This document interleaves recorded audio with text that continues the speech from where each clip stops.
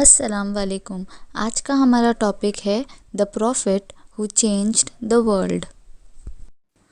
دنیا کے تمام کونوں میں بہت برائی پھیلی ہوئی تھی۔ یہ بات ہے پروفٹ محمد صلی اللہ علیہ وسلم کے نبی بننے سے پہلے کی، جہاں لوگ پوری طریقے سے بھٹکے ہوئے تھے۔ اللہ کے سوا دوسرے بتوں یعنی مورتیوں کی پوجا کیا کرتے تھے۔ چوری کرنا، کسی کا مال ہڑپ کرنا، قتل کرنا بہت عام تھا۔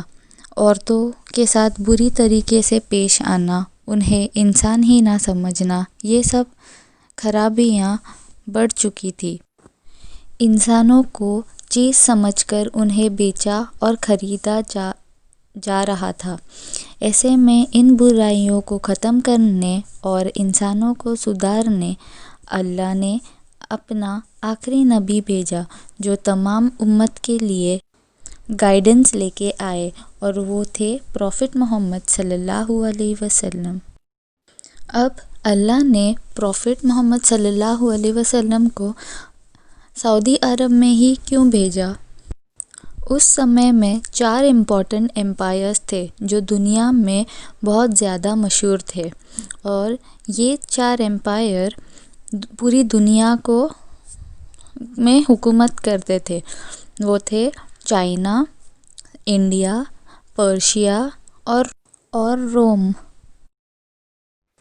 چائنا کے راجا نے دا گریٹ وال آف چائنا بنایا اور پوری دنیا سے کٹ کر رہ گیا، تو پوری دنیا کے ساتھ اس کا کوئی کنیکشن نہیں تھا، اور اسی وجہ سے اللہ نے چائنا میں پروفٹ نہیں بھیجے۔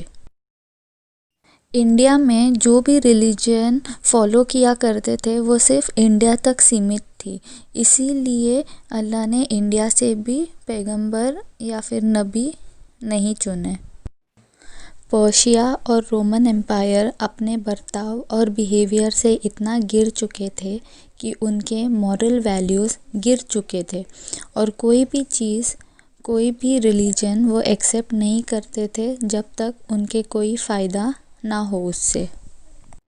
اسی لیے اللہ نے یہاں سے بھی پروفٹ نہیں بھیجے۔ عرب میں بھی خرابیاں تھے، پر اس کے باوجود وہ اچھی چیزیں ایکسیپٹ کرتے تھے۔ ان کا بیہیویئر ہر ریلیجن، ہر انسان کے ساتھ اچھا تھا۔ مہمان نوازی میں عرب جانے جاتے تھے، اور دوسری چیز یہ تھی کہ عرب کے لوگ زیادہ تر بزنس کیا کرتے تھے، اور اسی وجہ سے ان کا دنیا کے ہر کونے میں آنا جانا رہتا تھا، اور اسی وجہ سے اللہ نے عرب چنے اپنا آخری نبی بھیجنے، اور وہ تھے پروفٹ محمد صلی اللہ علیہ وسلم۔ ان کا جنم ہوا تھا قریش قبیلے سے اور عبد المطلب کے گھر سے۔ یہ قبیلہ سب سے بہترین قبیلہ مانا جاتا تھا عرب میں، اسی لیے اللہ نے اپنا دین پھیلانے کے لیے نبی عرب میں پیدا کیے، تاکہ اللہ کا میسج بنا کسی رکاوٹ کے پوری دنیا میں پھیل جائے۔ اب ہم دیکھیں گے مشن آف پروفٹ محمد صلی اللہ علیہ وسلم۔ پہلا تھا ایک اللہ پر یقین رکھنا۔ سیکنڈ، عورتوں کے حقوق اور حق ان کو واپس دلانا۔ تیسرا تھا لوگوں کو بندی بننے سے روکنا اور ہر کسی کو برابر کا ٹریٹمنٹ اور ادھیکار ملنا۔ چوتھا تھا کسی کے ریس، لینگویج، کاسٹ، کلر سے جو ڈویژن ہوا کرتا تھا اسے روکنا۔ پانچواں، بھائی چارہ پھر سے بنانا۔ اور چھٹا تھا نالج حاصل کرنا اور دوسروں کو بھی سکھانا۔ اور یہ سب مشن کو پروفٹ محمد صلی اللہ علیہ وسلم نے اتنے بہترین انداز سے پورا کیا تھا کہ مسلم اتنا آگے تک پہنچ چکے تھے کہ ہر چیز میں انہوں نے ماہرتا حاصل کی تھی۔ مسلم ہر فیلڈ میں تھے، جیسے فزکس، میتھمیٹکس، ایسٹرونومی، کیمسٹری اور ایسے بہت سارے فیلڈز۔ پولیٹیکل میپ چینج ہو چکا تھا، اتنا اسلامک اسٹیٹ بن چکا تھا کہ خلافت سسٹم بھی قائم ہو گیا۔